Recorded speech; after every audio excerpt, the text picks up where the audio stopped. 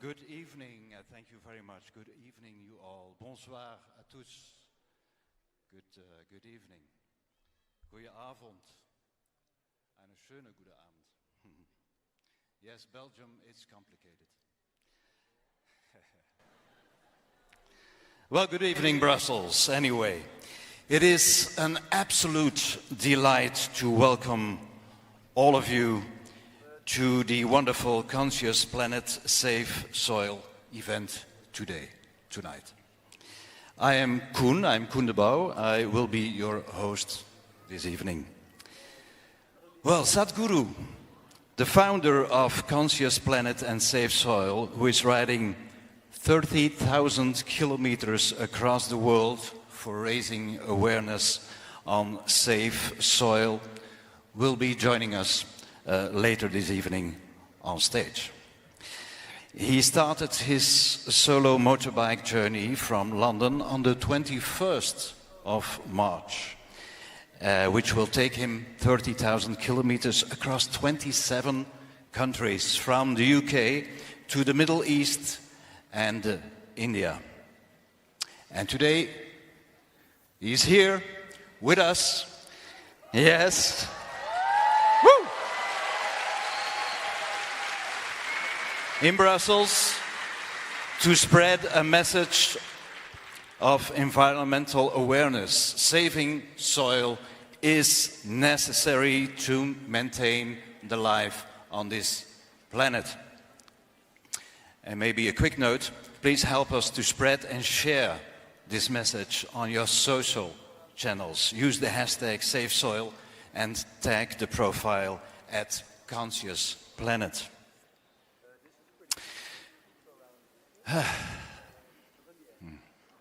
Now, UN Secretary General Mr. Antonio Guterres warned, making peace with nature is the defining task of the 21st century. The world is rallying for safe soil. And Sadhguru is writing not for you and me on this moment, but for our future generations. So there's this one question. Are we with him? Yes. And now, first of all, we'd like to share the science behind the campaign Save Soil in this small video, about 6 minutes long.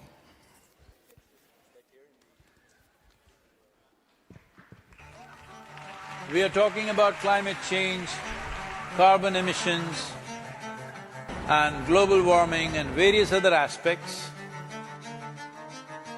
but we are not addressing soil. Soil is the habitat upon which zillions of lives thrive. Once there is no richness in soil, then you have forsaken the planet in many ways. Every responsible scientist in the world and the UN agencies are clearly saying we have only 80 to 100 harvests left. That means approximately 45 to 50 years of agricultural soil left on the planet. By 2045, we will be producing 40% less food than what we are producing right now, and our populations will be 9.3 billion people. The food shortages that could manifest in the next 25 years, the consequences of that is unimaginable. Civil wars will unfold across the world once there is food shortage. What we are facing now is soil extinction. Why is soil becoming extinct? Where is it going away? What is happening to our soil? We must understand, if you add organic content to sand, sand will turn into soil. If you remove all organic content from the soil, soil will become sand. In normal agricultural soil, the minimum organic content should be between 3 to 6%. The most minimum is 3%. At least this minimum to keep the soil alive, to keep the soil as living soil is a must. Agricultural soils across the world, the depletion is so heavy, in most countries, more than 50% of the topsoil is already gone in the last 100 years. The nutrient levels have dropped significantly. The level of micronutrients you would get from your food in early 20th century to what you are getting from the same food now has dropped 90%. If you ate one orange in 1920s, what you got from it, now in 2020, if you have to get the same, you will have to eat 8 oranges. This is what we have done to our food. Soil is the biggest ecosystem on the planet, and so few people know anything about it. 1 teaspoon of healthy soil probably contains more microbes than there are people on Earth. The microbial life in the first 12 to 15 inches of topsoil is the basis of our existence. It is this magic beneath our feet which has produced the life that we are. This first 12 to 15 inches of soil is the basis of life for 87% of life on this planet, including you and me. We have to begin to recognize that what we call our soil, Mother Earth, is a living organism. Open soils, ripped open by ploughing, open to sunlight, is the basis of destruction of microbial life. So the focus should be on agriculture, the focus should be on seeing that land is under shade as much as possible, some kind of shade, grasses, herbs, bushes, trees.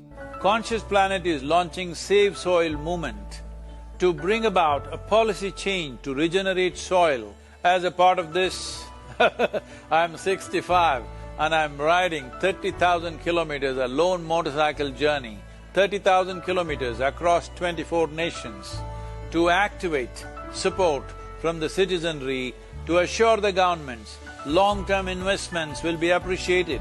So it's extremely important that soil regeneration is enshrined in the policy of every government on the planet. We must change the narrative on the planet that soil is a wealth, a legacy we have received from previous generations, and we have to pass it on as living soil for future generations. We are in a cusp of time. If you do the right things now, in the next 15 to 25 years, we can significantly turn this situation around and regenerate the soil.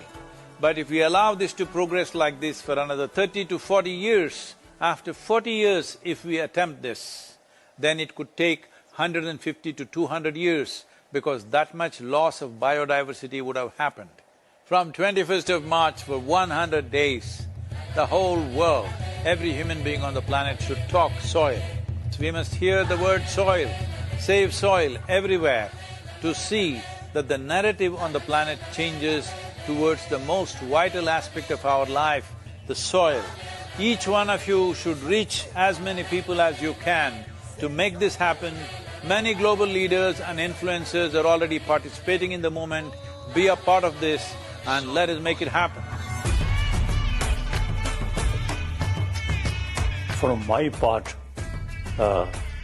as much as I can contribute. And the movement that you are taken up, I could not expect any more God's blessing than that. Sadhguru, and this campaign is so important. We're going to save the soil. Do your part. And saving the soils. And our planet's future depend on it. Sadhguru, save soil, my friend. Save soil, let's make it happen. Antigua and Barbuda is part of the Save Soil mission. We commend you for what you're doing. That is why we are happy to sign the MOU. The science and philosophy that backs the thought behind the movement is tremendous. Save soil, let's make it happen. Save the soil. We know what we must do, so let's make it happen. Let's make it happen. Let's make it happen. Let's make it happen. Let's make this happen. Let us make it happen. Let's make it happen. Let's make it happen. Let's make it happen. Let's make it happen.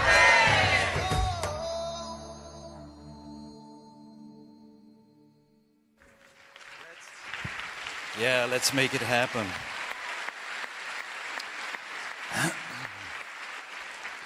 We have with us today Mohombi. He's the hip-hop singer from Sweden, whose songs have been on the world's top 10 list. So please welcome Mohombi, who will present a rendition for Save Soil. Welcome.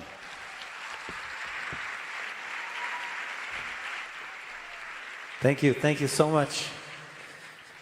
Good evening, everyone. How are you? It's a pleasure to be here with you tonight. Thank you. So I don't know about the hip hop part, but I take it as a compliment. I'm here today to perform a song that is in my native language. My father is from the DRC, Congo.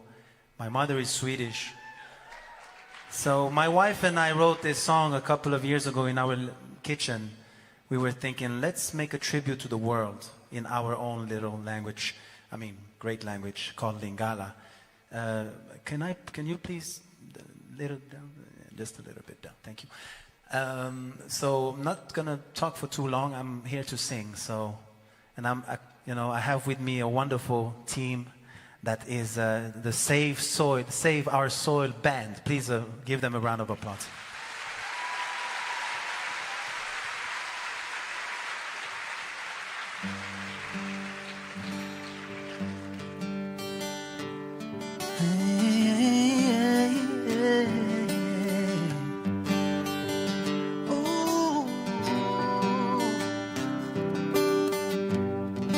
This is a tribute to the world. Thank you, everybody, for being with us tonight. Hey, Nalingio,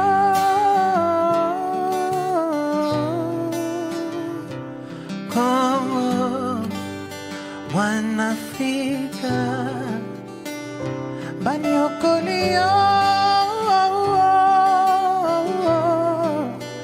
Boca na piso, One Congo.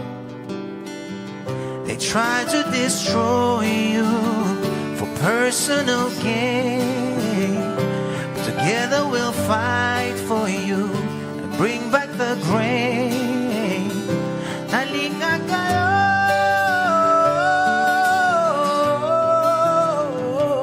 Africa, one Africa. Eloza kamutu. Ani alinga ki koleka yo na makasi Lelo na mokili mobimba batu baza kumona yo elembo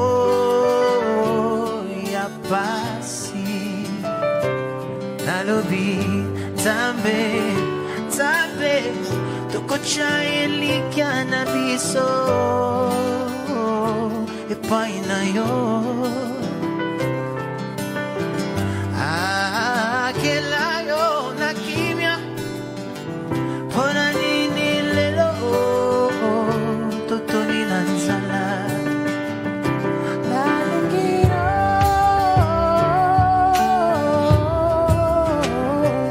Kongo Wana Kongo Banyokolio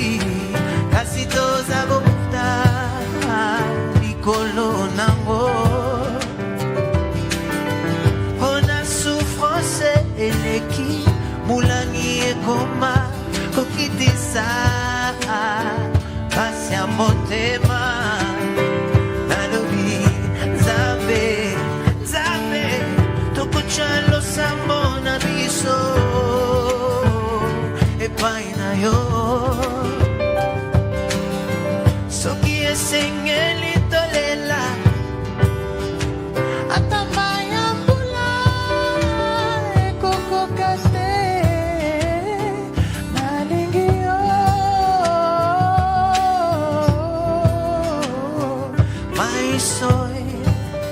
God save my soul.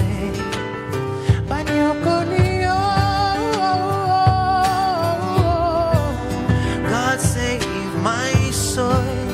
Gotta save my soul.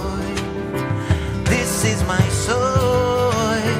This is your soul. This is my planet. This is your planet. Gotta take care of it. Boka na nga, bisong your soul. Nalingyo,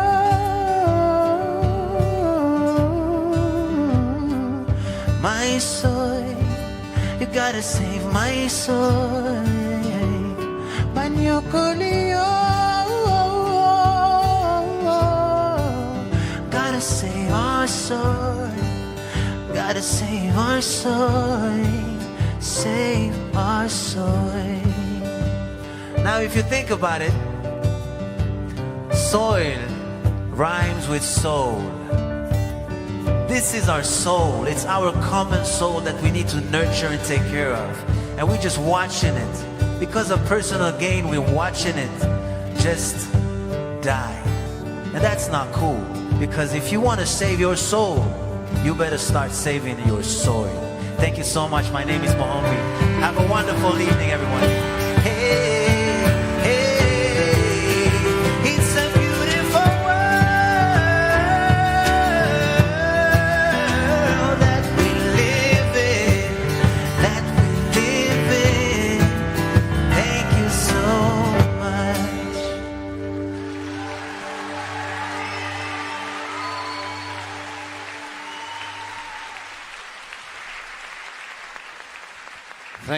Thank you so much, Mohambi, for this hashtag not hip-hop performance, but hashtag mesmerizing performance, absolutely. As an actor, sometimes I'm wondering, and I would really, if someone would ask me to exchange my limited talent as an actor with that of a musician, I would do it immediately. Oh yes. They are able to touch your heart in 1 second. As an actor, you need 90 minutes. We need at least 90 minutes. So it is indeed inspiring and overwhelming to see the world unite for this cause, Save Soil. So on stage, you will tonight witness an ensemble of world-renowned musicians and dancers united for this single cause, saving the soil of our planet. So let me welcome, and sorry if I don't pronounce the names very well. Tonight I can't even pronounce my name very well. So let's welcome Samuelito, Antoine Boyer, Georgim, Norik, Karin Gonzalez and Eduard Kokar on stage.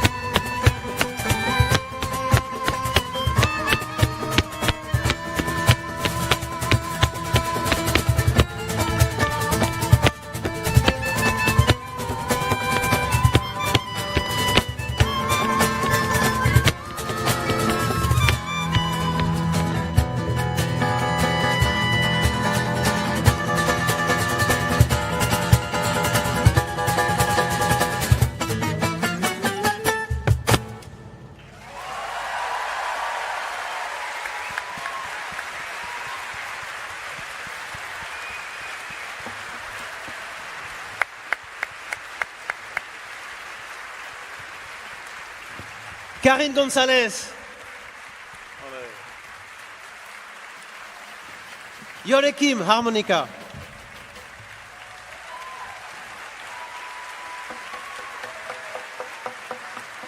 Antoine Boyer, guitare. Norik, vocals.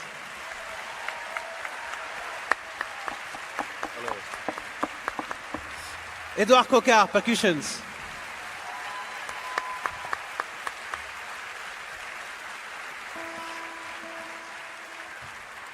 Thank you very much. My name is Samuelito. I'm a flamenco guitar player. We come from France, and we are very, very honored, happy, and blessed to be here on stage and to be part of this movement, Safe Soil. So thank you, everybody, for being here. Thank you, Sadhguru, for this wonderful work and movement you are doing. It's so wonderful to see you. So we started with the song called Missir Lou. Maybe a lot of you know this song because, of course, Pulp Fiction and then French famous movies also. We will continue with French music. Maybe you will recognize. I think I don't even have to say the name of the song nor who composed this. So French song in the gypsy jazz style.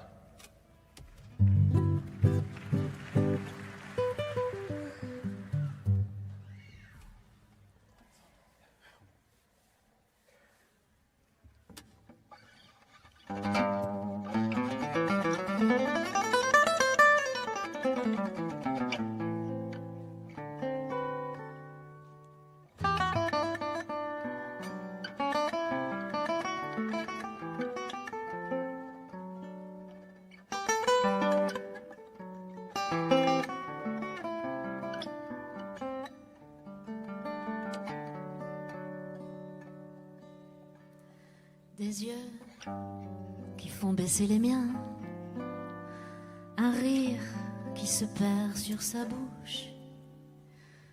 Voilà le portrait sans retouche de l'homme auquel j'appartiens. Quand il me prend dans ses bras, il me parle tout bas, je vois la vie en rose. Il me dit des mots d'amour, des mots de tous les jours, et moi, ça me fait quelque chose. Il est entré dans mon cœur une part de bonheur dont je connais la cause. C'est lui pour moi, moi pour lui dans la vie. Il me l'a dit, l'a juré pour la vie. Dès que je l'aperçois, alors j'entends en moi mon cœur qui bat. Des nuits d'amour à plus finir, un grand bonheur qui prend sa place. Des ennuis, des chagrins s'effacent, heureux à en mourir. Quand il me prend dans ses bras, il me parle tout bas, je vois Bruxelles en rose. Il me dit des mots d'amour, des mots de tous les jours, et moi, ça me fait quelque chose.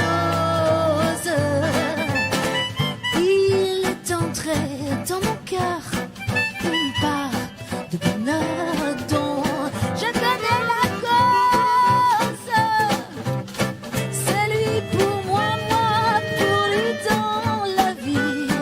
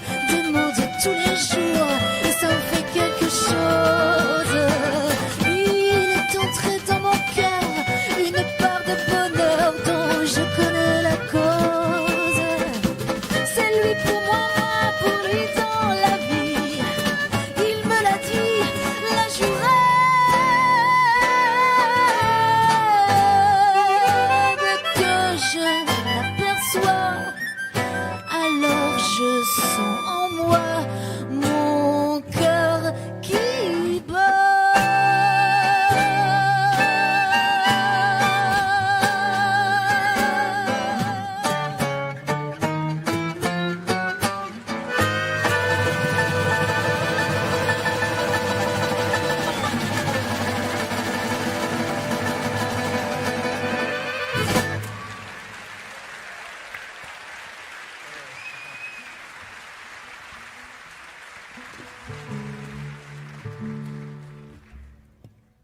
La vie en rose by Edith Piaf. Bruxelles version, Belgium version. Now we will finish with a very famous song. Actually, it's a recent song, but very famous. You will understand why.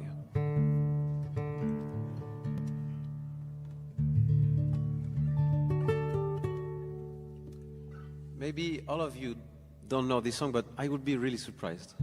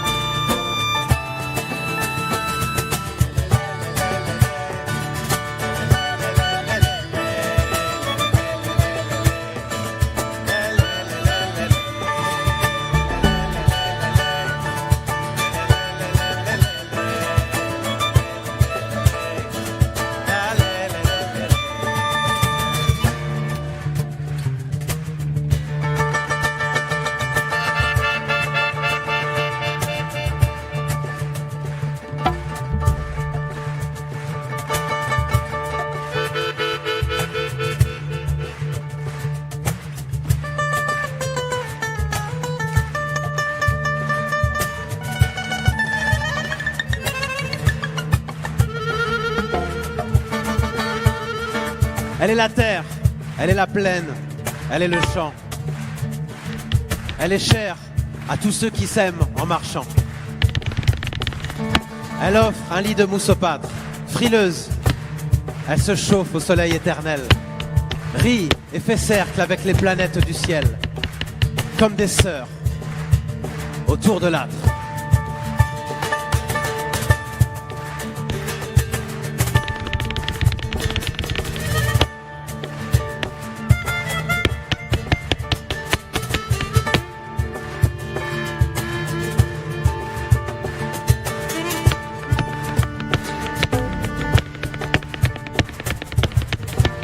Elle paye à chacun sa dette.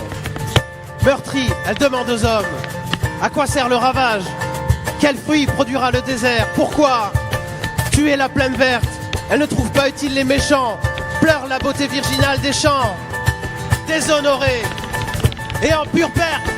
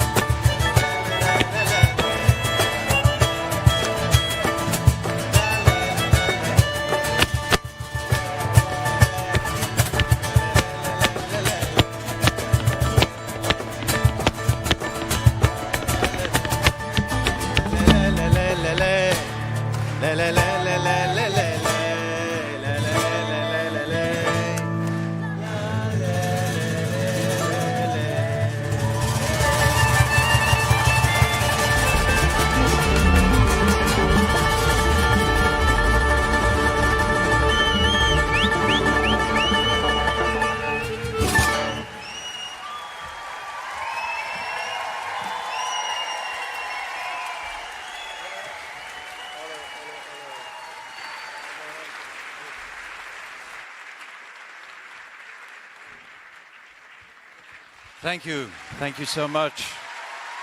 Wonderful, beautiful.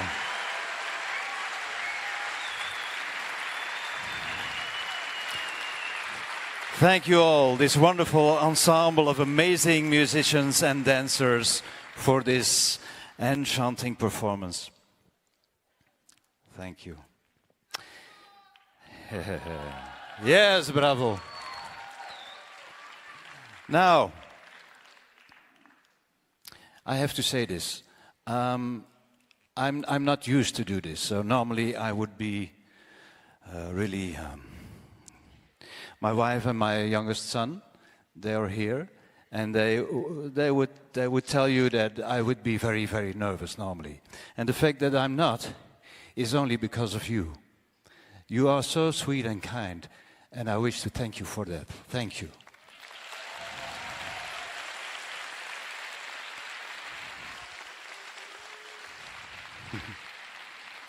Now, we are in the 22nd day of the 100-day journey through relentless rain and storm and snow, not preventing Sadhguru riding for hours at a stretch from London, cruising through the Netherlands, Germany, Prague, Vienna, Slovenia, Rome, Geneva, Paris, and now Brussels.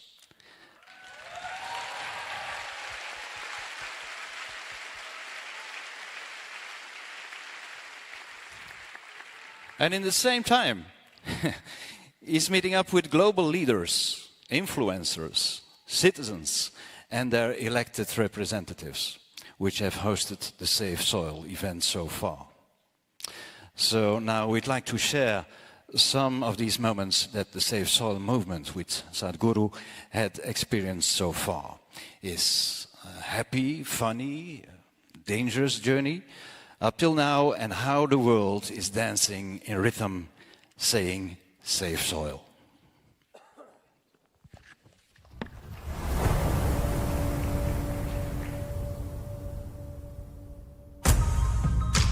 Soil is not a separate subject.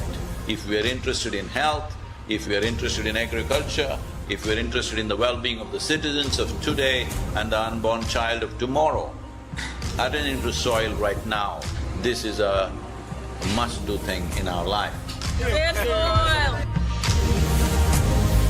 So this memorandum of understanding that we are signing, it will also bring some technical assistance to the Caribbean region.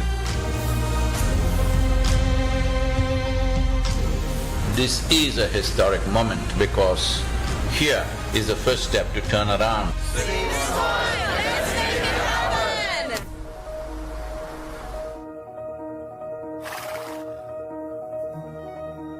It's an extraordinary campaign. You know, it's shocking and unnerving. Wish you a very successful, joyful, exhilarating journey. I will take care of the exhilaration and joy myself. Yeah. What I need is, next 100 days from 21st of March, we want the whole world to talk about soil.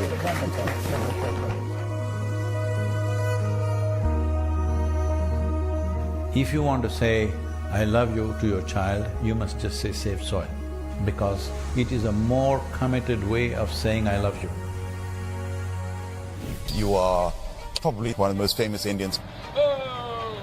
And what you're doing today is really important because people like you who have a wonderful following of millions and millions of people, and what you're doing with that is so important with saving the soil.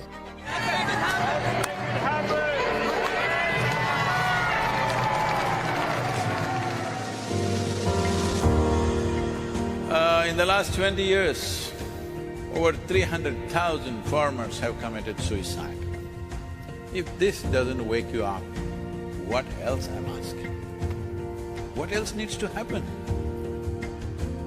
Sadhguru, you have the ability to change the world for the better. This many people, 6,000 people, with today's technology available, various platforms available, if you make up your mind, you yourself can reach 3 to 4 billion people. Yes or no? Will you make it happen? not about the motorcycle, it's not about the journey, it's not about the song, it is about moving people on the planet. Make it happen, huh?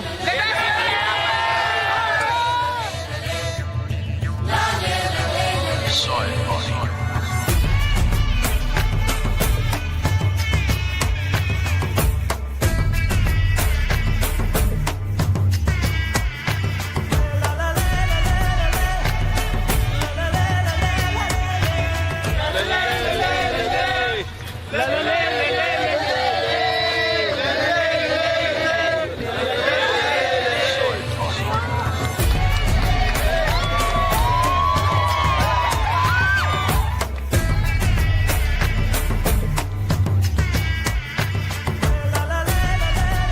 Have many followers. What is the thing I can do to help to save the soil? In your neighborhood, do a jig. Initially, people will think, what's wrong with her? After some time, kids will come and dance with you. Tell them, just go and tell your parents, they must talk about this. I'm saying go and request people. I'm saying at this time, if you don't talk to people, we will be a very regretful generation. Please, let's not go there.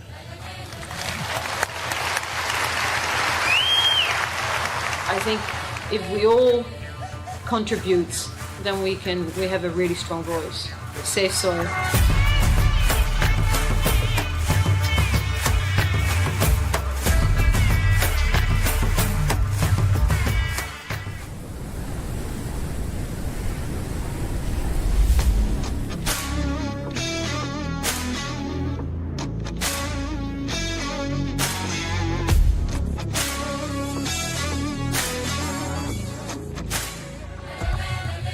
Event is about to start. There is a lot of crowd still waiting for us to get inside. There has been so much excitement and everybody is so excited to hear Sadhguru talk about Save Soil.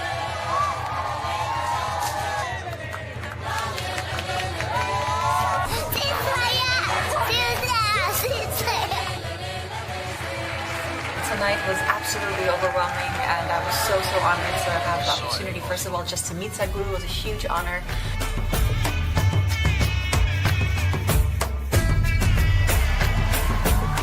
Sadhguru is very charismatic and he says it as it is. I want all graffiti artists, to whatever walls that you have, make sure that you use this. This is our time. This is our time on the planet.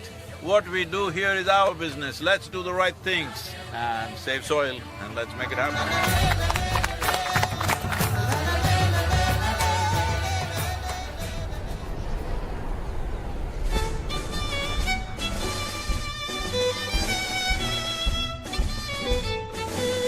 One of the most beautiful cities of Europe.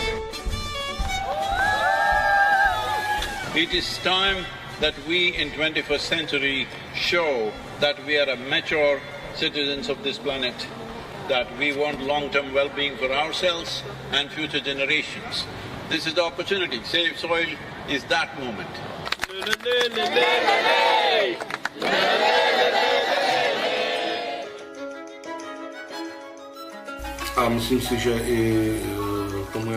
And I'm convinced that both our Minister of Agriculture as well as the entire ministry fully supports that trend or that direction. He's offering me much more than I came to ask him for.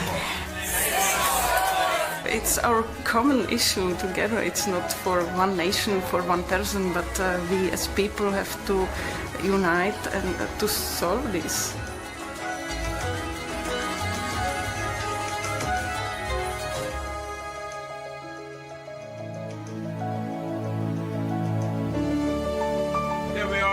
In this wonderful city of Vienna.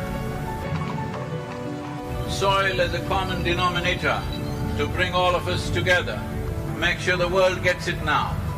La la la la la is your mantra for now, for these 93 days. And above all, don't pick a fight with anybody, it doesn't matter what they're doing, because we need every one of them. Namaskar.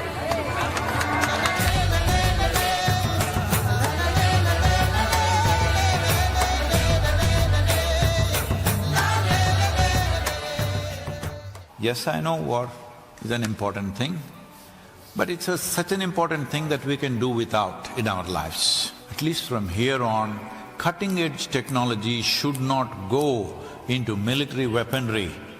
This you must pitch for.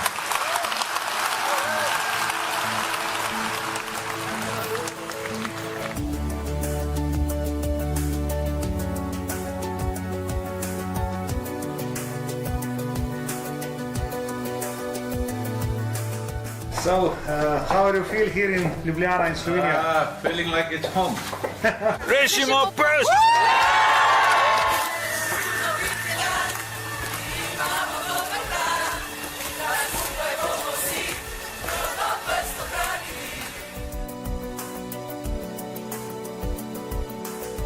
All of us have been part of this destruction.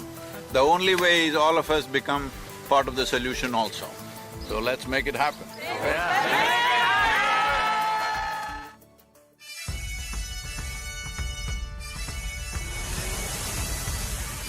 Riding on to Italy. Italy is raining heavily tonight. Here in Venice, what a city. I am a huge admirer of Rome because whoever did it, their sense of geometry is so fantastic. The former president of European Parliament, he is 100% with us, and FAO is our partners now. And we are very happy that we are aligned in our message to hide the profile of soils, and we believe that is very much needed. This great city, which is known as the Eternal City, we must understand over 2000 years ago, this Eternal City made the mistake of overfarming the region, and the erosions that caused did tremendous damage, and that was also the fall of the city at that time. So, the Romans of today should never make that mistake once again.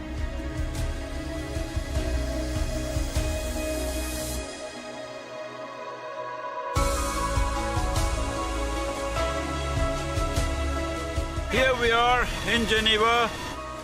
I think it's a message of urgency, but it's also a message of hope.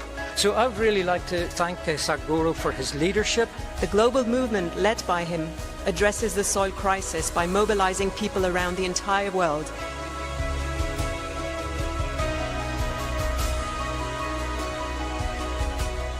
This massive fountain in the Lake of Geneva is lit up for Save Soil today with Save Soil colors of blue and green. You cannot stop this. The moment is on. It's going to be on till the policies are done. See, when people want it, it definitely will happen. There's no question about it. Tell me, will it happen?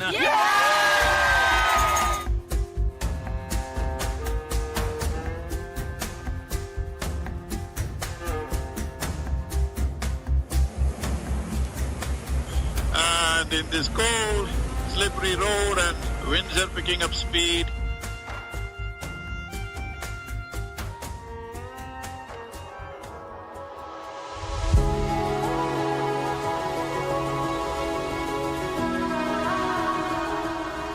We already have one action, which is an MOU to be signed between Isha Foundation and 4,000 Initiative Soils for Food Security and Climate for cooperation in achieving our objective of creating a healthier soil.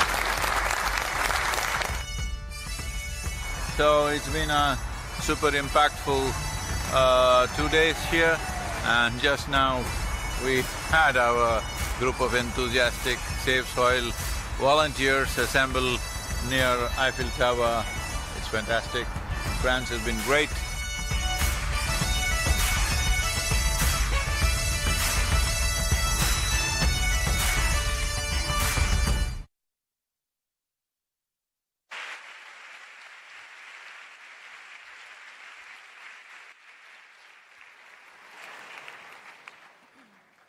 It's getting warmer and warmer, isn't it?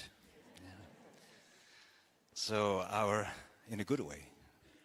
Our honored guest today is Patrizia Heidegger.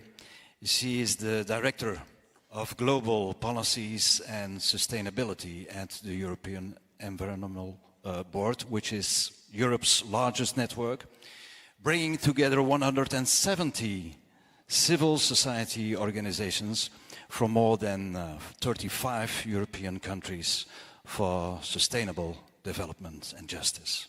So please welcome Patrizia Heidegger.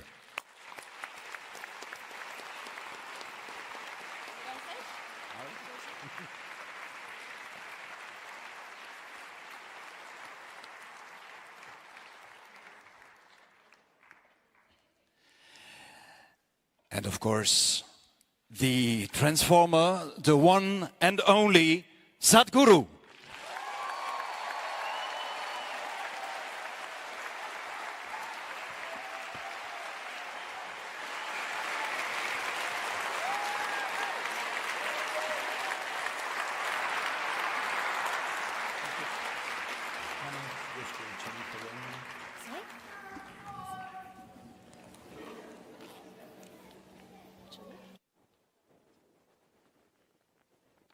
Please sit down.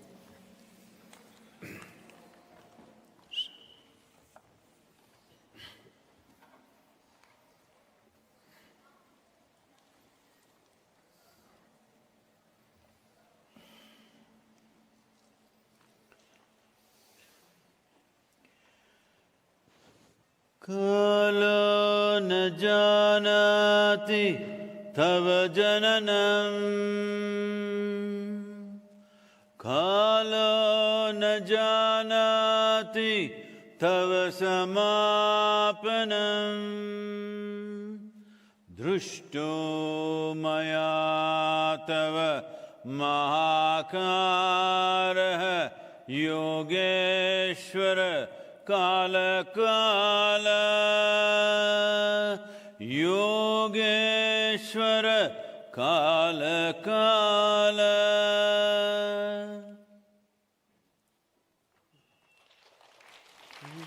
Good evening, everybody. Namaskaram and good evening. Please. Good evening, everybody. We're very excited to meet you here in Brussels. So we've just heard about your amazing story, travel. 22 days already you've been traveling through our continent, and you've seen very different parts of our region already. So maybe to start with, can you tell us one encounter, one impression that you had, I mean, seeing our region, all the different landscapes, the different ways people have been working with soil, different traditions, but also a continent which has been profoundly transformed in the last 50, 60 years by urban development, infrastructure development, intensive agriculture. So is there something that has struck you, something that has been a strong impression? Namaskaram, good evening to everyone.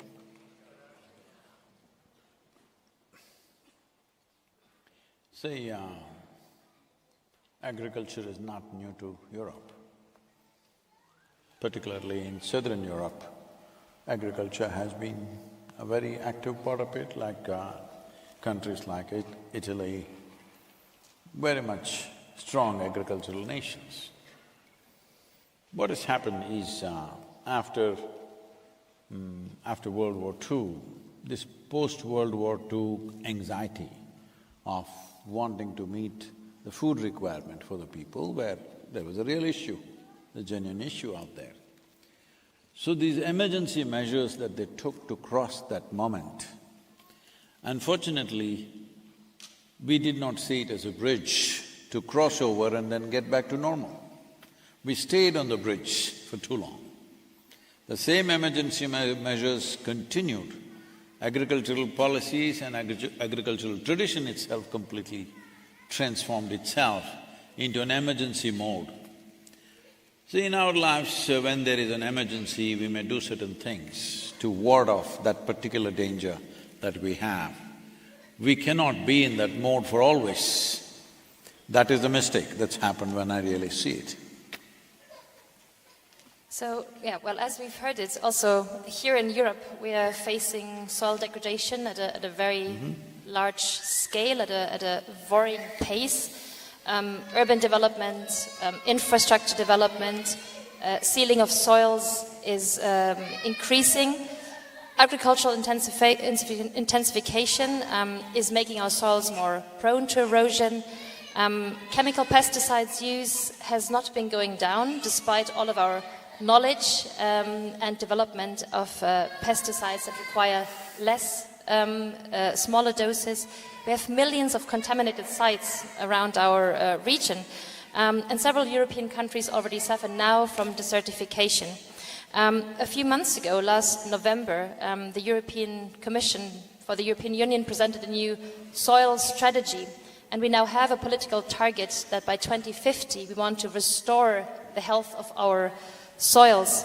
What do you think, what is the role that agriculture needs to play? What is the role for agroecological farming and forestry practices to restore our soils and to provide us with healthy and nutritious food?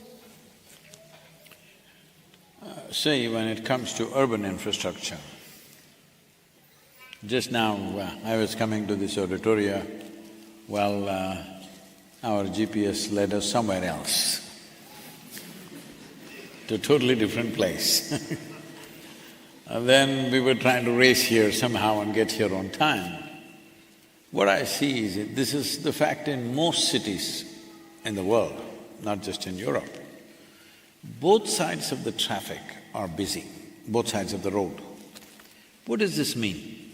People who live here work there, people who live there work here. What's wrong with us? We just like to be on the road, it looks like that.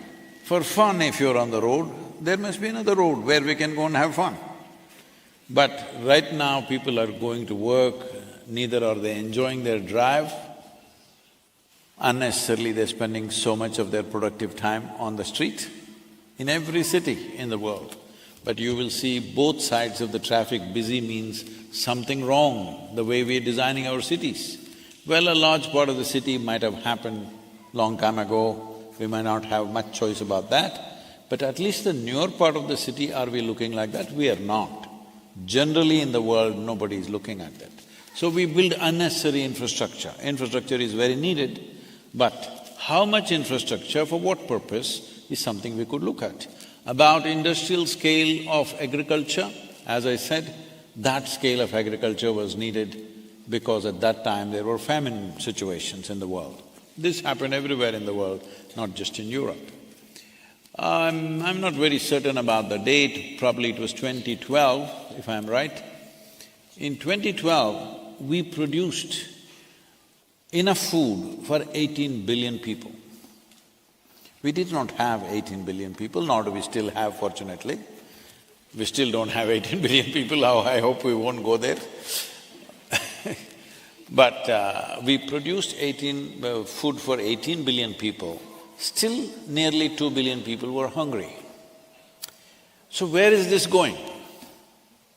So, from the store to the stove, from the stove to the plate, from the plate to the stomach, there is a huge loss. I do not know the statistics in Europe. In United States, they say only 1/3 of the food that comes on the plate goes to the stomach, rest goes somewhere. So this lack of regard for that which makes our life is a serious issue. But a time has come now that trying to transform the people large scale and then fixing the problem, we are not in such times. We need to fix the problem whether people transform themselves or not. We must fix the problem with the right kind of policy. When I look at the policy, I'm not an expert on this, you should know more about this than me. But what I see is, we are making too complex a policy, which is very hard to implement. See, among the various conventions that have happened in the world regarding environment and other things, the only convention which we successfully completed is the ozone hole fixing convention. We were successful because it was a one-point agenda. We need to do the same with soil. Too many things are involved. Right now you spoke about pesticide, fertilizer, this, that. All that is a genuine problem, I'm not saying no, they're significant problems. But the most important problem is the soil is dying. Soil is dying, definitely pesticide, fertilizer, weedicide, herbicide, all these sides are enhancing the speed of destruction. But the most important thing is there is no organic material. Why there is no organic material? Because there are only two sources of organic material, plant life and animal life. Plant life went out of it because of our wanting to produce more, we removed all the trees and other plants from the farms. And animal life went out of it because of the machines. Machines came, it became easier to work, so we pulled out the animals. So where is the organic content? Organic content means food for the microbes. Microbes means they are the source of our life. It's because of them that we are here. Even in terms of evolutionary terms, it is important, it's not only today's ecology, in terms of evolutionary terms, it is only because of them we have happened. That complex life system, most important thing that needs to happen is, in the last 2 years I've been shocked to see in most nations in the world, soil is being still addressed as an inert substance that you can fix by adding a chemical or removing a chemical. Soil is the largest living system, not just on this planet, in the known universe, it is the largest living system with zillions of life forms, millions of species, which are being lost at the rate of approximately 27,000 species per year. So, the most important thing is first keep the soil alive. Other problems, please address it, I'm not saying no, but first keep it alive. I'm saying, I'm a human being, so one doctor may say my liver is not okay, another may say my kidney is not okay, another may say my brain is definitely not okay, otherwise why would I take this job? So, all this is fine. You can address all my liver, kidney, brain because I'm alive. If I'm dead, which one will you attend to, I'm asking, and what does it matter? That's called as, postmortem stuff. That's of no use. So, right now keeping the soil alive is the most expressed need. People like you are under whom many organizations are there. If the focus shifts to soil, after that, I'm not saying give up the other things are equally important, but first thing is to keep it alive. When I say keep it alive, see in Northern Europe, which is a temperate climate, here you have 1.48% organic content. This is dangerous. In Southern Europe, you have 1.1%. In Africa, on an average, you have 0.3%. In India, on an average, you have 0.68%. In United States and North America, you have approximately 1.25 to 1.3%. This is a dangerous level because we are heading towards desertification. In the last 25 years, 10% of the earth's land has turned into a desert. 10% in 25 years, where are we going? Well, you've already mentioned the question of kind of food security and how kind of the fear not to have enough food has driven very fundamental changes in the way we've been producing food. You've mentioned the fact that we are producing more food than we need, and we have more people who are actually overfed, but still having millions that go hungry. So, well, I wasn't particularly looking at you, but well, obviously there's an imbalance in the system. So when we kind of promote more agroecological practices, what we often hear from the say food and agricultural lobby, the intensive agriculture, is that, well, if you change agroecological practices, you will lower productivity, you will have less income.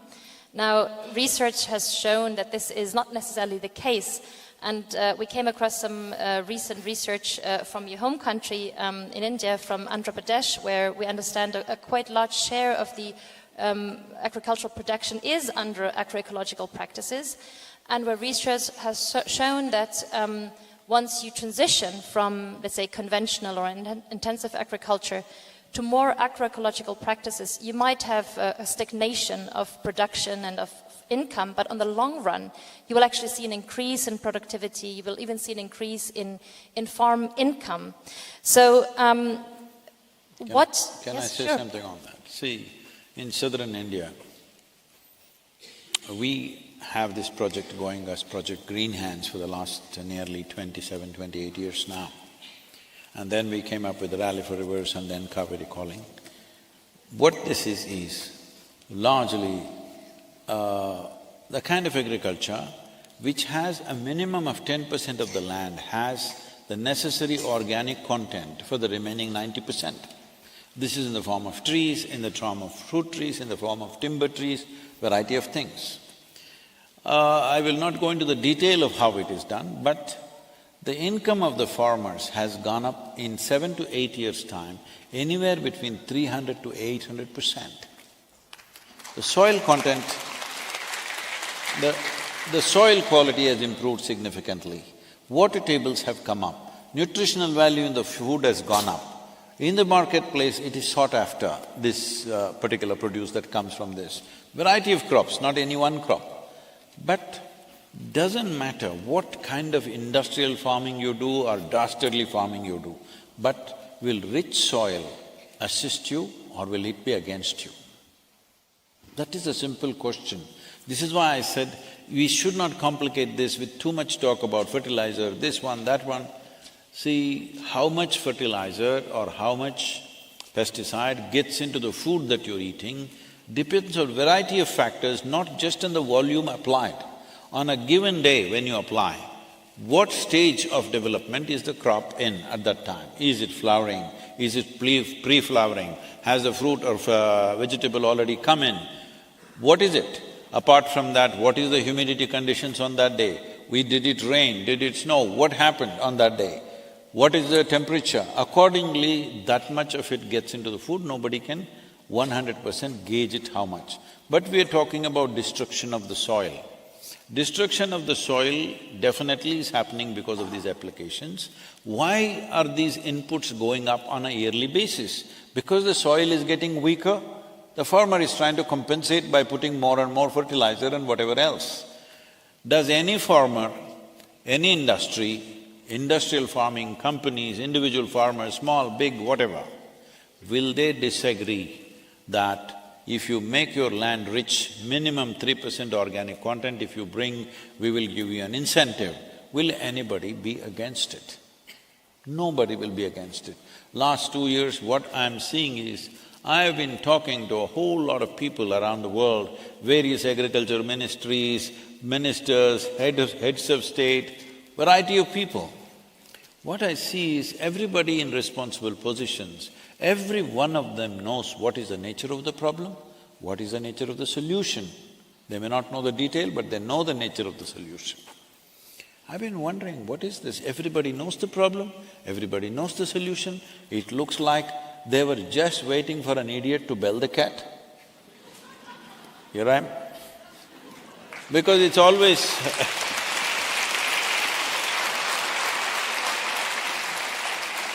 in the villages, it's always the village idiot who bells the cat. No, this is like that.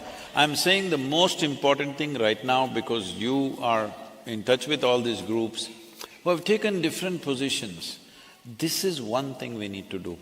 That is, this problem has happened not because of any one evil force. There's no one evil person designing, having a design how to destroy this planet, there's no such thing. It's just all of us. It's all of us. Ignorance and apathy has caused this. And above all, every one of us are partners in this destruction. The only way is to get everybody on the side of the solution. Now if you separate fertilizer country, fertilizer company, pesticide company against yourself, it's not going to work because they are big businesses and after all they have to thrive. And also to give them the necessary credit, if all the fertilizer and pesticide and whatever other chemicals disappear, our food production will come down to 25% of what it is right now, which will be a massive disaster. We cannot afford that. If you increase the organic content, the fertilizer usage naturally starts sliding down. We have demonstrated this, and no demonstration is needed actually. If the soil is rich, you use less salts. It's a known thing. If you are eating nutritious food, you will take less vitamins and other stuff. Those who are eating bad food are taking a whole bunch of vitamins and stuff. So it's just like that. I'm saying the problem is not fertilizer, problem is not pesticide, it's just being used blatantly, irresponsible usage, because there's no doctored usage of these things. But right now, instead of trying to control that, if you enhance the organic content, those things will come down. I'm not at all saying it's not a concern, it is a serious concern, but all this will be useful, all this will be worthwhile only if the soil stays alive. Because for the first time we are talking about soil extinction and we don't have too much time. So,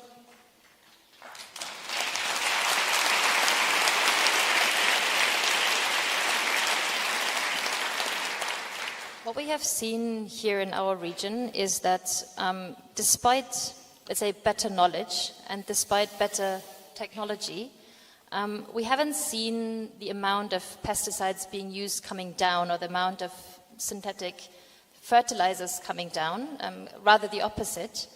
Now we have an agreed target now that we want to reduce the use of hazardous pesticides by 50%. That's an agreed political target. But the argument that we kind of need that high input of chemical pesticides, of synthetic fertilizers, that argument has been used based on that fear that we need that to kind of sustain ourselves, to produce enough food, even though the very input is degrading our soils, which on the long run might actually What will be the consequence if I use more pesticide? Is there a punitive action for that? Sorry? What will be the consequence? Suppose I am a farmer and I use much more pesticide than what you ask me to do. Is there punitive action for that?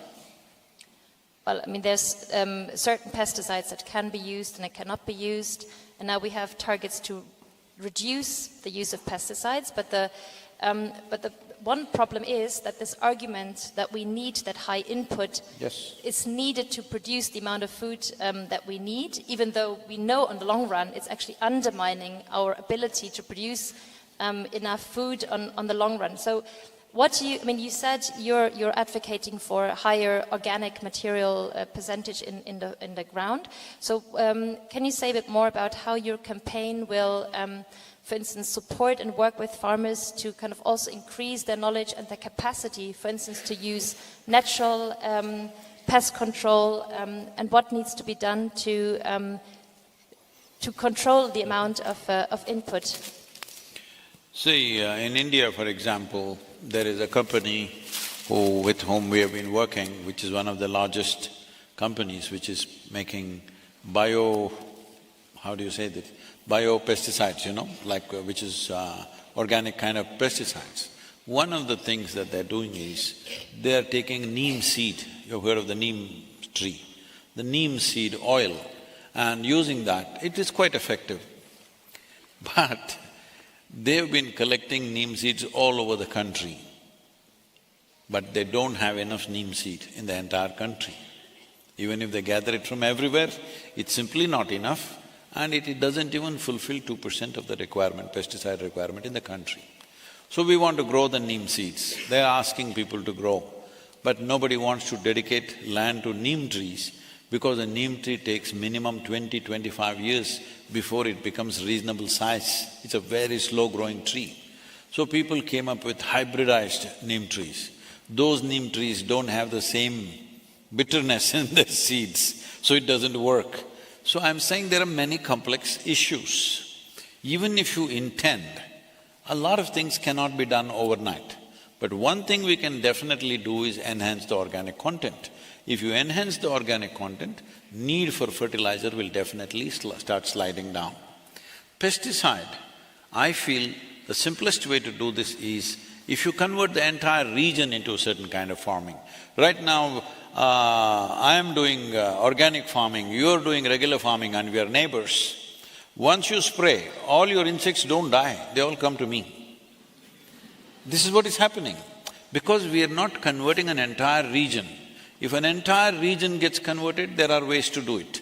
But when individual farmers go for it, they pay a huge price, And above all, farm economy is such a fragile thing. If you mess with it a little bit, the whole thing will collapse for the farmer. The highest number of suicides in the world is among the farming community. Both in India, in United States, people were saying, even in Europe, in some of the countries, it is the highest for all the other professions.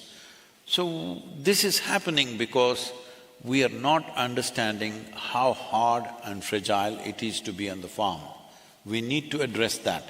That's why I'm saying there must be incentives. If you raise the organic content, there must be incentive. Let's say you raise it to 3%. See, right now in the marketplace, they are saying this apple is organic. What is the other one? Is it inorganic? Is there something like that? Is it the same apple that Adam ate, that things went bad for him?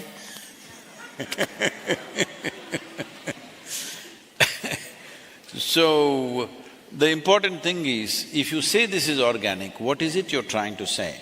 You're trying to say either no pesticide and no fertilizer has been used, which I doubt most of the time.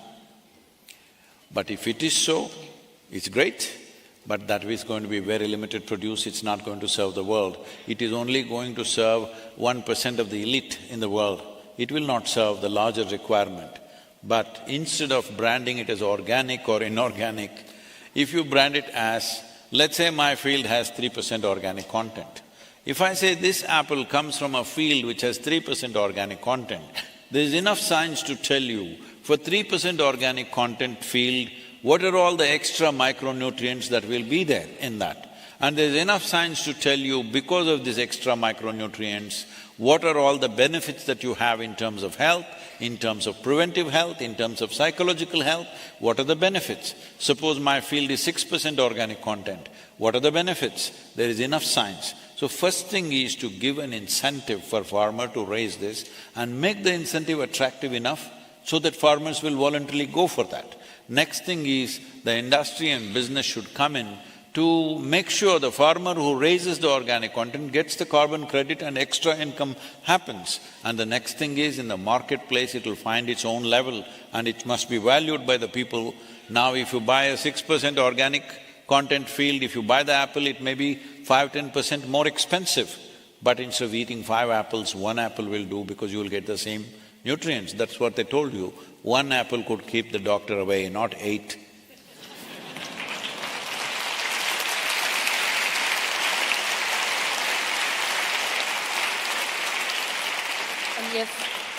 You have mentioned the suffering that farmers have experienced due to their dependence on buying and paying for things like pesticides and fertilizers. That cost is going up year by year. The cost is going up and people getting into a spiral of debt and dependence on these materials and their investment in that. And if their crops go wrong, they get stuck in their debts. So do you not believe that there is a responsibility for those companies producing pesticides and fertilizers, and especially in this region where we have stricter laws on what kind of pesticides, for instance, we can use, but we still produce and export those that are banned here because they're very hazardous to countries in the global south, where people, the farm workers, the farmers, the people working in the field are exposed to the health hazards. What do you think is the responsibility here? This has always been the case with pesticide or pharmaceuticals or whatever. What's banned here is sold everywhere else in the world. It's an unfortunate reality.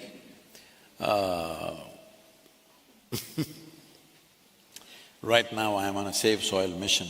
I don't want even a single human being against it. So, I will skip that one.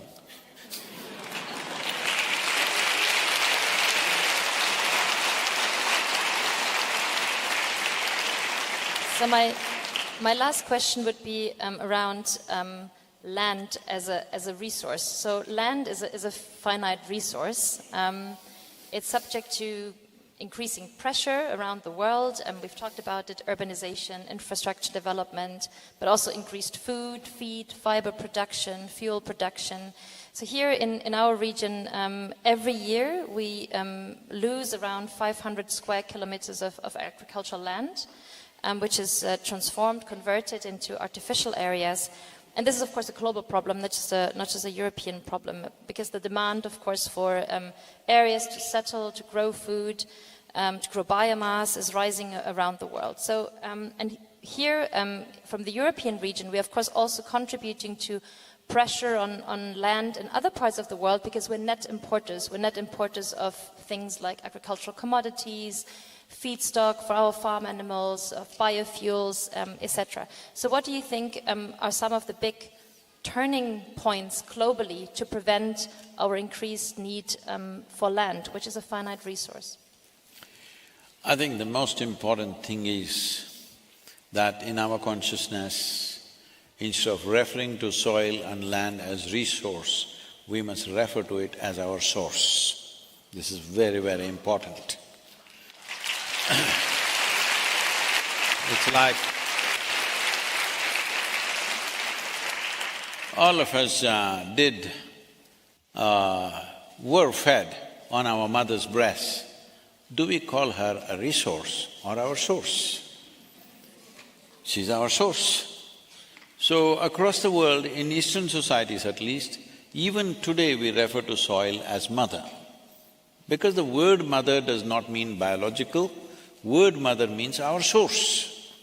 We say a mothership, a motherboard, even in electronics, all right? Because when something is the source, you refer to that as a mother.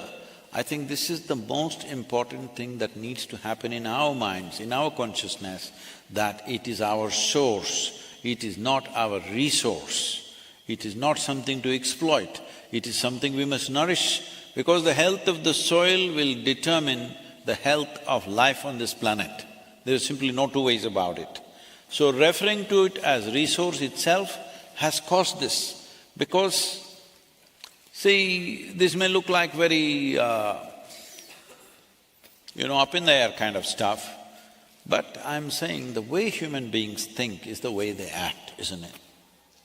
The way we all think and feel is the way we act, and the way we build societies around it, the way we build industry, the way we build everything is based on how we think and feel within ourselves. So how we think and feel has to change, that soil is not an inert material for us to use as a resource. It is our source, it is the life there which makes us the way we are. Today all of you know that, nearly 60% of your body itself is microbial life. Only 40% is your parental genetics. I was telling this little girl, and this little girl coming and complaining to me, "Sadhguru, my mother is not allowing me. I want to do save soil, my mother is not allowing me." I said, just tell her she's only 20%.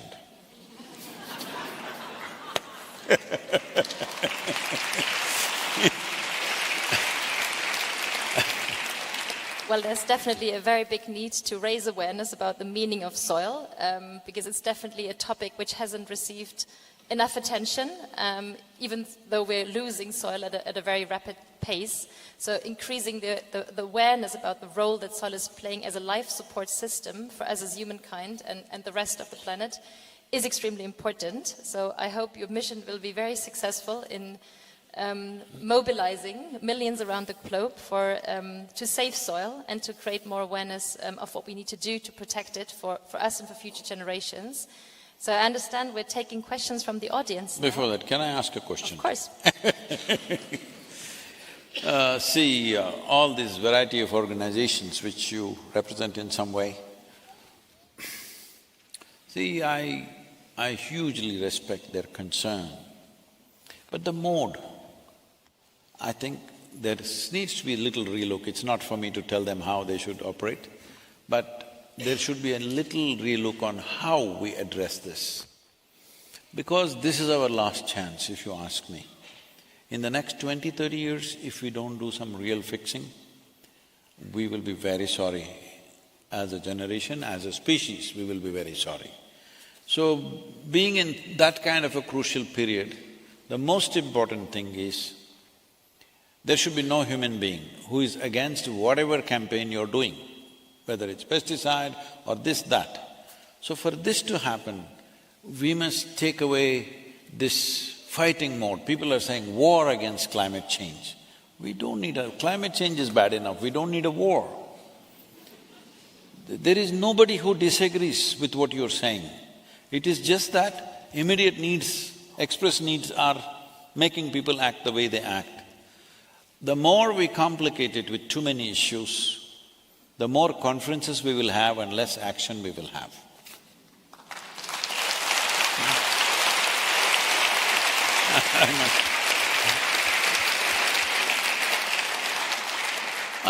I must tell you my experience with world peace conferences. At one time, about 2.5, 3 years, I went for all the major world peace conferences happening in the world. I genuinely believed these people are working for world peace. So I went there sitting in the front seats, front row and trying to do this. Then I realized for a whole lot of them, conference hopping itself is a profession. It's really, unfortunately, it is true. And I went to one particular very prominent conference where there were 43 Nobel laureates and some former heads of state and all this stuff. I thought, this is it, definitely they're going to work for world peace. So I was speaking on day 3, so I did not attend the day 1, so I went in at day 2. So lots of excitement, everybody, lots of wonderful people. Then when the day 3 in the afternoon it came, the speaker before me was a Nobel laureate. And he came and stood, there's no podium like this, it's a very transparent podium, that was a nice wooden podium like that. He stood behind that, opened his file, he never raised his head again. He went on reading. I was counting the pages, he read 42 pages. I'm sitting here listening to every word, wanting to grasp how are they going to create world peace? Then I look around and see the whole hall has become really peaceful. Except for the security and the hotel staff, just everybody uniformly have fallen asleep. I'm the only idiot sitting here and trying to really believing that there's going to be world peace. Then next is me speaking. I went up and I asked a simple question, how many of you here can put your hand on your heart and say, your mind is peaceful? At least they were honest people. They said, no, Sadhguru, we are not peaceful. I said, if you can't make your mind peaceful, how the hell do you get entitled to make the world peaceful?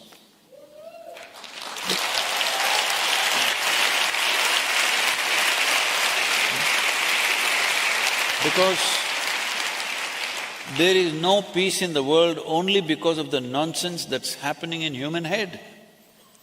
If human beings are not here, everything is very peaceful.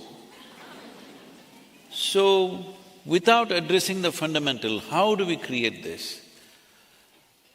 And then I asked, what is the secret that everybody uniformly fell asleep, entire hall? I said, no, Sadhguru, previous evening there was a Bacardi festival. That's the last conference I went to. So I'm saying so many COPs are happening, now I'm also going to this COP 15. I'm saying if we reduce the tempers and the heat against each other and look for a solution, make necessary compromises and at least make 5% progress rather than 100% talk. 100% pitching for 100% transformation, instead of that 5%, a small step if we take, actual step, rather than really shooting for the ideal.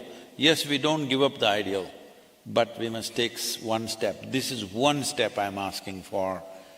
Make soil, if you own an urban land here, if you own 10,000 square feet, you can't build 10,000 square feet. But if you own 100 acres, you can plow every inch of it, turn it into a desert in the next 10 years. Nobody will ask you, why in urban land there is a law, in rural land, agricultural land, there is no law. Why can't we make a law? If you own agricultural land, minimum 3% organic content should be there. 3% is not great, 3% is starvation diet for the microbes, but at least they stay alive. 3% is not the ideal, minimum 3%. Now 2 billion people are under water stress. They're saying by 2032, 3.5 billion people will be under water stress.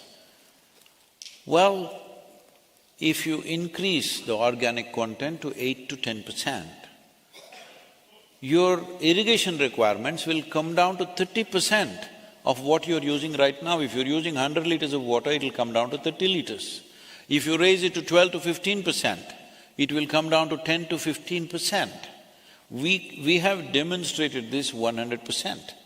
So, if 3.5 billion people don't have drinking water on a daily basis, those days are gone where they will just sit there and die of thirst. Now there is transportation, there is information, people will come where there is water and food, isn't it? So it is expected by 2032, over 1 billion people will be migrating. Migration, forced migration, unplanned migration is not a great thing because the amount of human suffering that it causes, particularly to women and children, is unspeakable. That kind of things happen to them. But this can be prevented if you enrich the soil. If the soil is good, why will they leave their traditional lands and try to go to some strange place? They will not go there. So, this needs to happen. All the wonderful organizations, whatever work they have done, we deeply appreciate.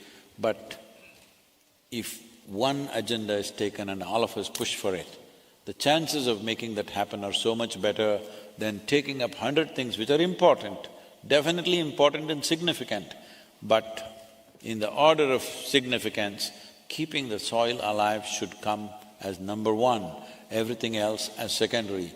Right now, somebody has got dandruff, somebody has got this one, that one, but the cancer should be attended to first before we fix the hairstyle.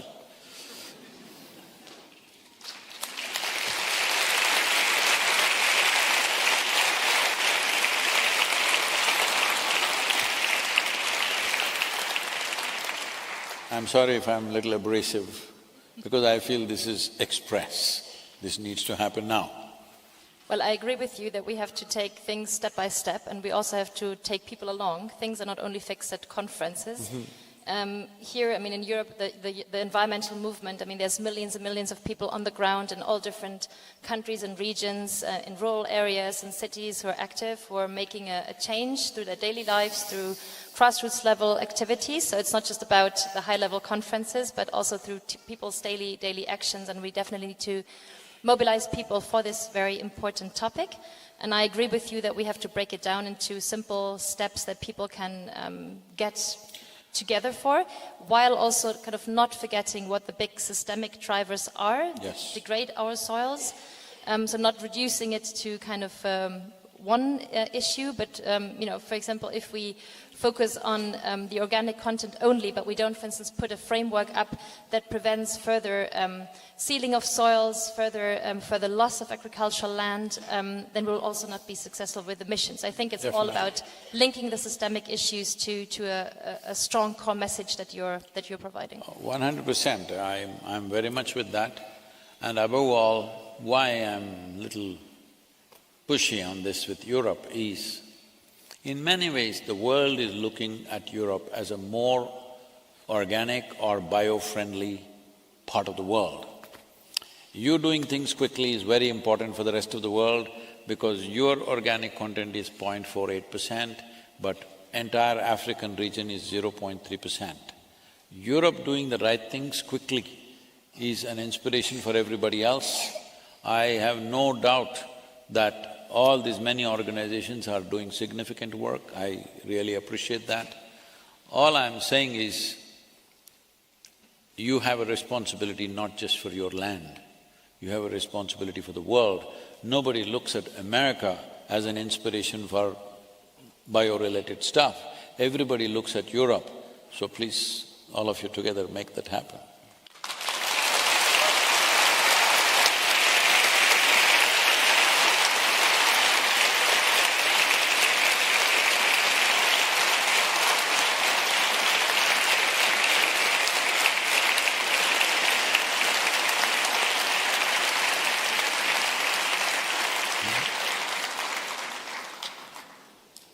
Are we taking questions from the audience? Yes, if they have. There's many, so how do we go about it? Yeah, please. Namaskaram, Sadhguru. I'm here. Where are you? The other side. Okay. Thank you. My name is Eloise, and I'm from Belgium.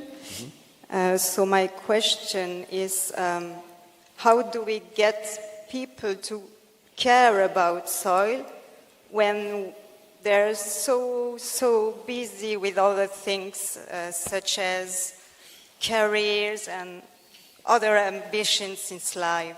So how do we do this? Thank you.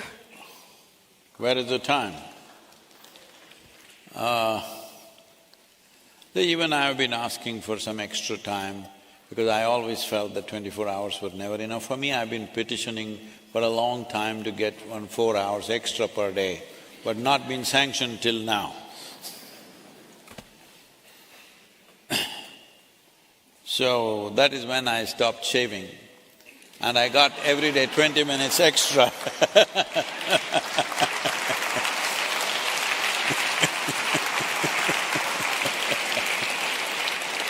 So, this nearly 2,000 people who are here,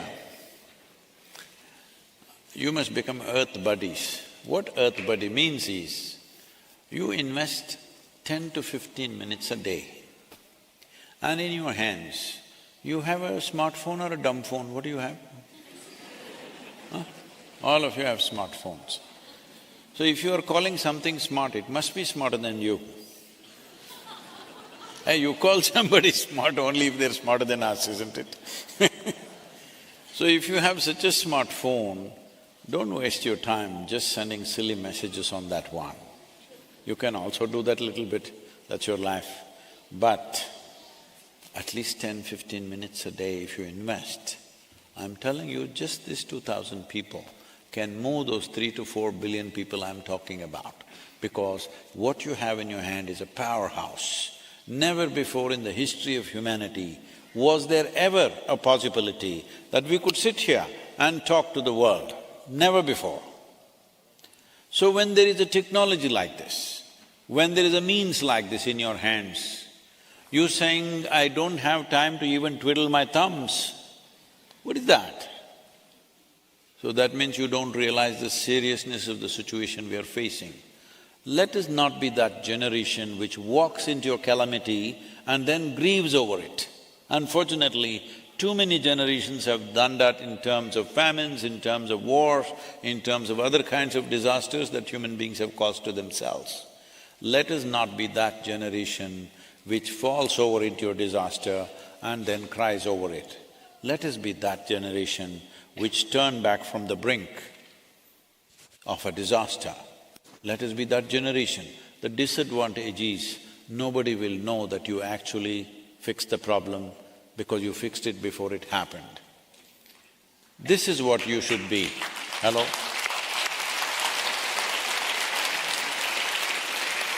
Everybody is telling me, Sadhguru, let's go to the schools, all the children, we must wake them up, we must make them angry, fight.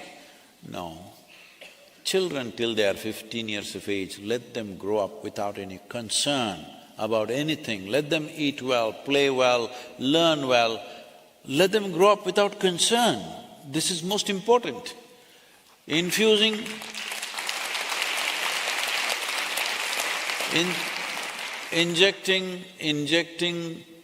poisons of anger and hatred and resentment into a child's mind is a very horrible thing to do, because how a child processes these emotions is very different from how an adult would, and their entire life could get poisoned because of this. So let children grow up. I'm saying we must fix the world in such a way, children never realized they were on the brink of something.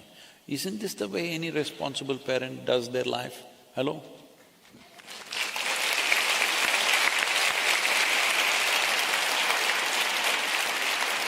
So, do I have an earth buddy in you? Where's that girl? Only one? Hello? See, I'm addressing the COP15 in the month of May. 170 nations are to be represented there with either their agriculture ministers or environment ministers, and a few probably heads of state. If you have over 3 billion people saying something about soil in some social media, we know how to aggregate these numbers. If we have that number, we have a solid case to give confidence to the governments to take the needed steps, because you must understand, in a democracy, governments are not elected to do something fantastic. They are elected to fulfill people's mandate. I'm asking you, in which nation on this planet has it happened 60% of the population has stood up and said, we are concerned about long-term well-being of our nation, of our biodiversity, of our children's lives, we are concerned. In which nation have they expressed this? Only in some tea party, or maybe in a group of concerned people in a conference or wherever they're talking. Where has 60% of the people stood up? That's all I'm asking you. Get 60% of the world's population, 60% of the adult population to say something about soil in the next 100 days. We will see how to get the policy done.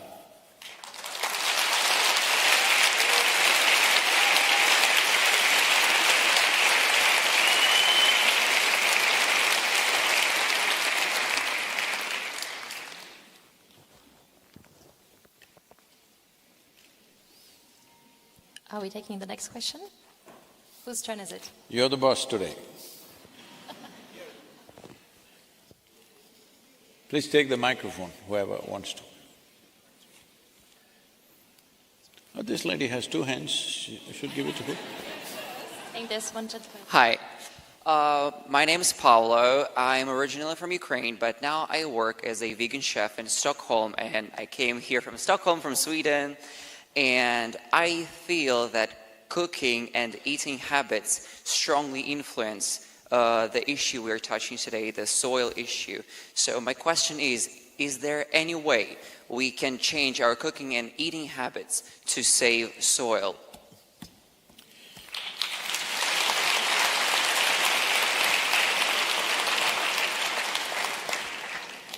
As I told Patricia some time ago, I'm also telling you, if I talk about how you eat, what's wrong with the way you eat, and what you eat, then I will alienate 50% of the population.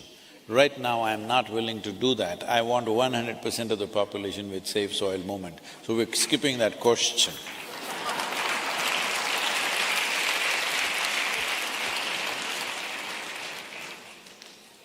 Okay, there's many more hands. Who's getting the microphone? Well, there's people going around with microphones, yes? Namaskaram, Sadhguru. I'm here.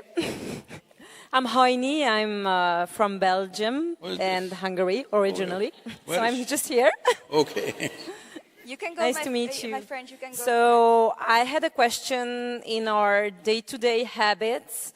What would be the most important thing to do to save soil in terms of, okay, I wanted to ask the same question as the previous man, but is there anything else we can do if we don't have that much power of that much audience? And in little things, you know, there are the keys for huge changements in the world. So what are these little keys we have to use to open these doors to a better soil health?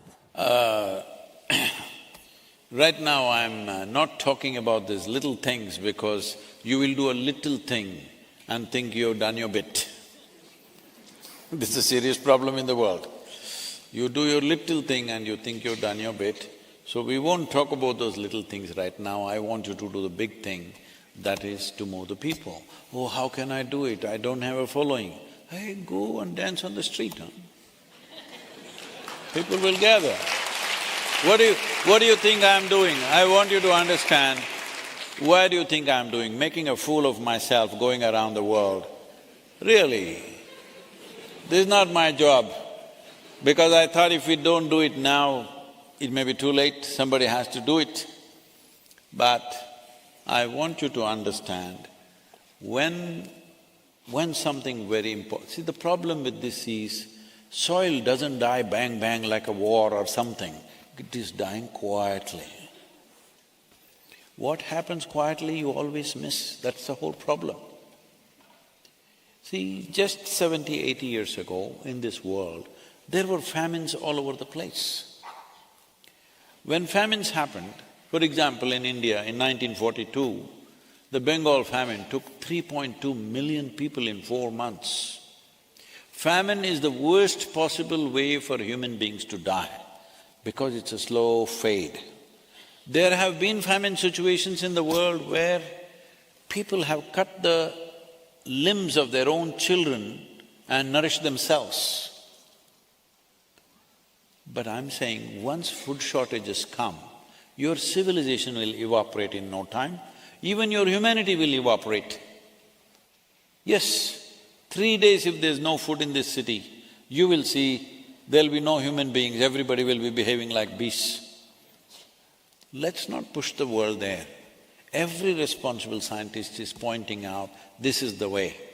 You want to do little things, this is not the time to do little things. Little things are important too. But right now, I don't want to talk about little things because I fear, because I've seen people for last 40 years, endlessly I've been with people, they're always thinking how to do the smallest thing they can do towards a solution, not the biggest thing that they can do. Let me tell you a story. This happened in Brussels in 1861. Is there any historical event around 1861 in Brussels? I'm not even from Belgium, so maybe Okay. we can consult with you. But I'm sure something very significant happened. No, I want to choose a date where nothing happened because I don't want them to link it to that. Some 1860-something, okay, when nothing happened. On that day, the people in Brussels, they looked up at the moon and, moon has its own shades and it keeps shifting from day to day. So they believed there are people on the moon. And they thought, we must communicate. How? There were no spacecrafts and nothing at that time. So they decided, at a given moment, all of us will come on the rooftops of our buildings and homes. In one voice, we will ask, who? Let's see what they say. Now I will say 1, 2, 3, in one voice, all of you must say who. 1, 2, 3. So you have become like this, you are a wonderful group of people. That day, everybody came on the rooftops. When that moment was approaching, I was also here in Brussels at that time. And I thought, oh, my voice, I'm just a small voice, even with microphone people can't hear. What if I don't say who? All these wonderful people are saying who? So I thought this is a, unique moment, all of you saying who in one voice. So I wanted to listen to how you say it. That moment came and it passed in total silence. You get it? This is the problem with the world. All of us are consuming. When it comes to compensatory action, we are wondering who should do more, who should do less. I appreciate the question because you really intend to do something. But as I said earlier, you going and fixing your garden, you changing your diet, all this is important. All this is important when it happens on a global scale. But it will be lost when you do it individually. I am not saying it's not good. It is very good for you and for the soil, even if one person transforms. But right now we are at a place where we want to push the policy. Because unless it's enshrined in the policy, now she has some land, she is doing a great job, I have some land, I'm doing a great job. Where is the guarantee next generation will do the same thing? Unless it's in the policy. Unless it's enshrined in the policy, there is no guarantee it will sustain. So this is why it has to get into the policy. Right now when we're taking this step, don't ask me how to take the 10th step. That is why a whole lot of efforts have fallen on their face, because they're trying to take the 10th step when they should take the first step. You must get me 3 billion people, you. okay? Do whatever you have to do, don't ask me what.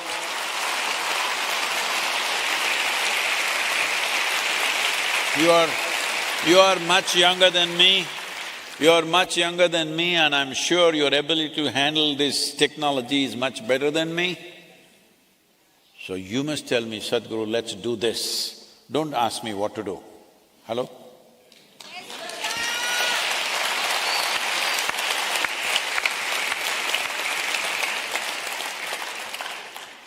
Yes, let's take the question from the lady here.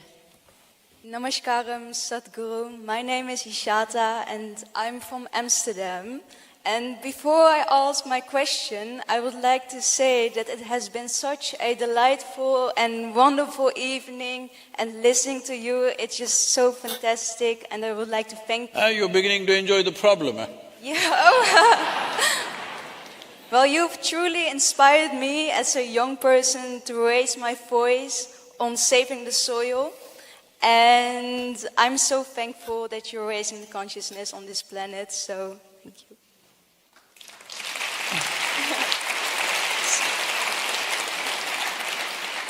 So to my question, how can we create more awareness within our education system itself about saving the soil and also the overall well-being of our planet in a positive and progressive manner? Well, one important thing that needs to happen is every child in the world must know that when you step out, you're stepping on a living entity called soil. Then you would walk a little more gently. When you walk a little more gently, every other activity that you do also you would do it a little more consciously. If somebody is lying down here, even by accident, if you stepped on them, will you just walk and go on? Hello? Hello? You're not that inhuman, aren't you? Don't say a lot of people. Unfortunately, there are a few people who put their humanity to sleep. There are people, but generally almost nobody here can do that, isn't it? If you as much step on somebody's foot, can you simply go? You cannot go.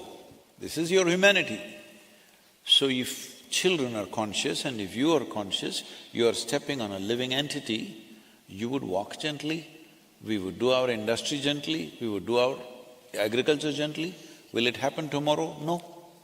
But if this is the way we think and feel, slowly that change will happen.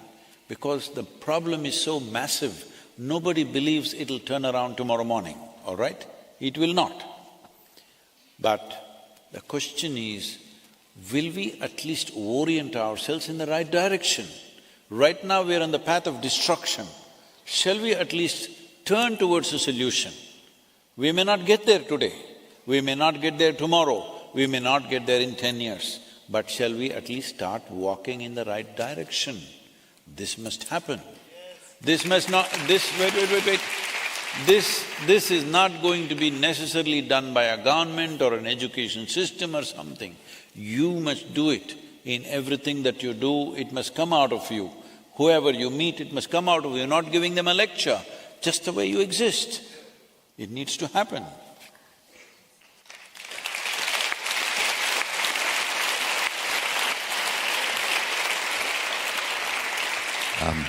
We will take one final question, so… Name, where you're from, and ask a question and keep the mic… It's your… Okay, one very young gentleman has a question. Go ahead.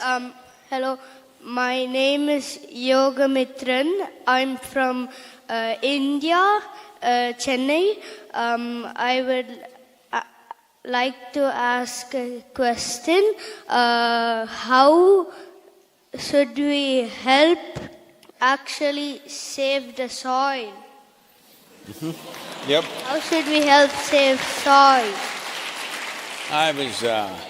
I was talking to our children at the Isha Home School in South India. They're all of your age or a little more than that. When I told them this, they took this up upon themselves and they said, They are going to inspire 10 million children in India to write to the Prime Minister. Right now, we have not reached 10 million, a few 100,000 letters have been written by children. Prime Minister's office is being inundated with children's paintings, children's Save Soil messages. They are requesting us, make it digital, please. These physical letters are becoming too many. So, somebody was telling me these, they've written all kinds of addresses, the children, and it's all over Delhi in post offices because children didn't get the right address. But I'm saying, even if 1 million letters go to the Prime Minister from children, you think anybody is going to ignore that?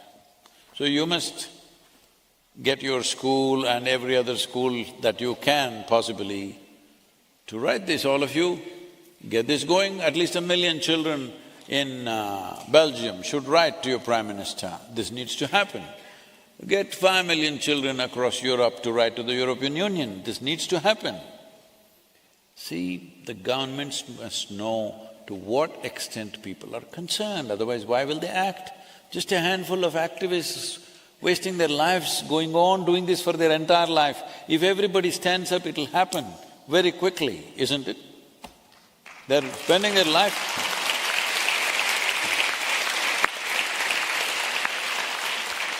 To give you an example, in 29 days of Rally for Rivers, driving from southern India to Himalayas, I drove through 16 states, nearly 9,300 kilometers, and we gathered 162 million people supporting us. Once there was that kind of a number, the policy document that we wrote, which was 760-page document about how to manage tropical rivers in India, became the official policy recommended to all the 28 states within 3.5 months. Today it is the official policy. Implementation is slow, 6 states went for it, proactive. Others usually wait for a disaster to happen. That is a mode, unfortunately. Then to create a certain express need, we started what is called as Kaveri Calling. That one river basin we took up, which is 83,000 square kilometers, and 5.2 million farmers live and work here. Looking at the success of that, 5 UN agencies joined up with us. Because of the success, there is no other project of that scale happening anywhere in the world. And looking at the success of that, the central government made a similar replica projects for 13 river basins which account for 67% of India's land. Now we have been pushing this has already been 5 years. Now just about 8 days ago or 9 days ago, Government of India announced a budget of $2.3 billion for these 13 river basins. This is just the beginning. So in all this, the most important role is that of the people. Because of the size of support that is there, government cannot ignore it. No democratic government will ever ignore the numbers, because numbers are the basic currency in a democracy. If you raise the numbers to 3 to 4 billion people in the world, everybody will sit up and listen.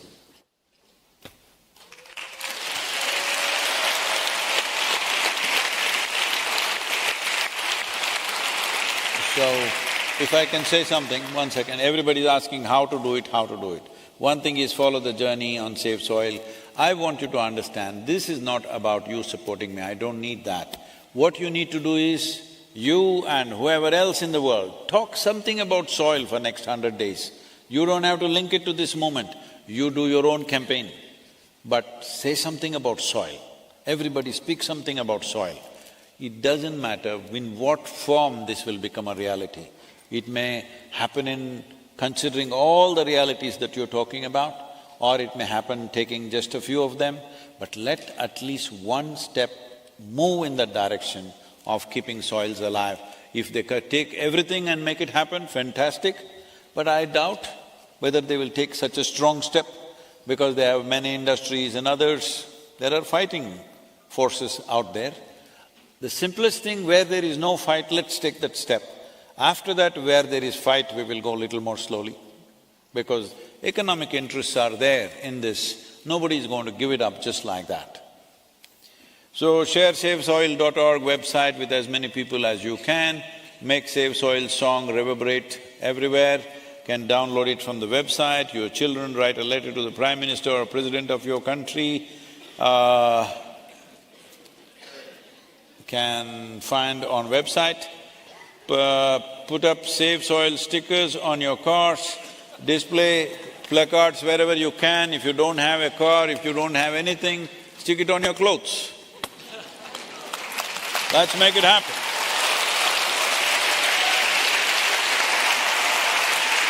Thank you, Sadhguru, thank you, Patrizia Heidegger, for sharing their insights and perspectives with us today. Thank you so much.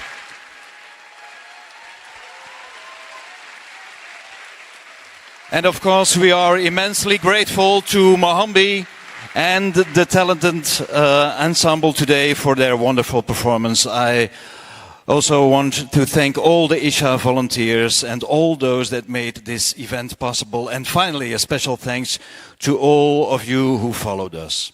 Give a big hand to the musicians, come on.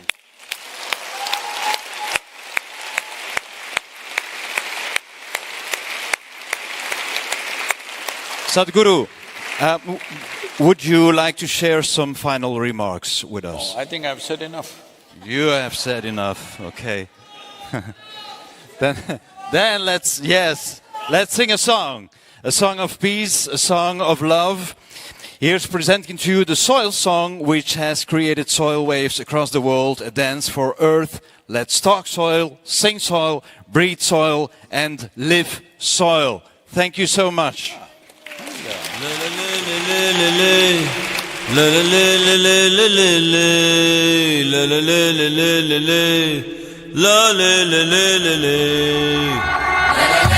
This very body is soil.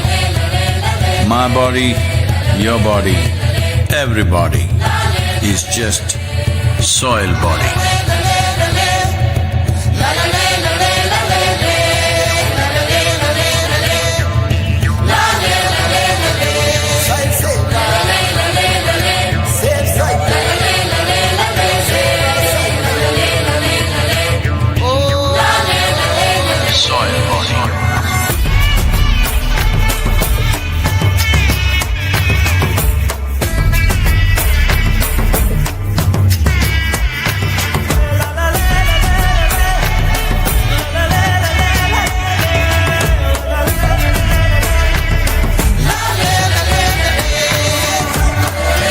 The magic of soil is it turns death into life.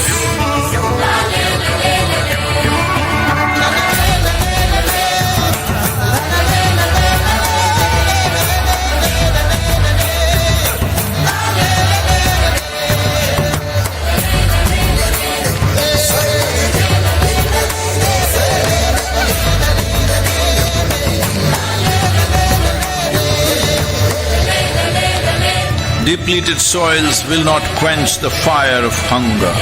Unquenched hunger can burn the very world. This is a generational responsibility. Save soil. Let's make it happen.